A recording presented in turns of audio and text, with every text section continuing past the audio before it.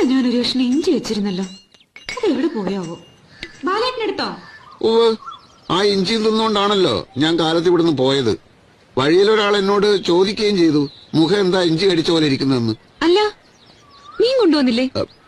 ജംഗ്ഷനിലെത്തിയപ്പോ മീനൊന്നും കണ്ടില്ല. എന്നിട്ട് പച്ചക്കറി വാങ്ങിച്ചോ? അത് ഞാനിന്ന് ഇത്തിരി കോഴിക്കറി വെച്ചാലോ എന്ന് ആലോചിച്ചു. അപ്പൊ കോഴിയെ വാങ്ങിച്ചോ? കോഴി അവിടെ ഇവിടെ നമ്മൾ വളർത്തുന്ന കോഴിയോ?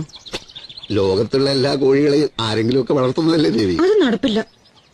ഈശ്വര, പിള്ളേർ ഉച്ചയ്ക്ക് വിശന്ന് വരുമ്പോ എന്നെടുത്തു കൊടുക്കും. നിനക്ക് പിള്ളേരോടോ കോഴികളോടോ കൂടുതൽ ഇഷ്ടം എന്നുള്ളത് എനിക്കിപ്പോ അറിയണം.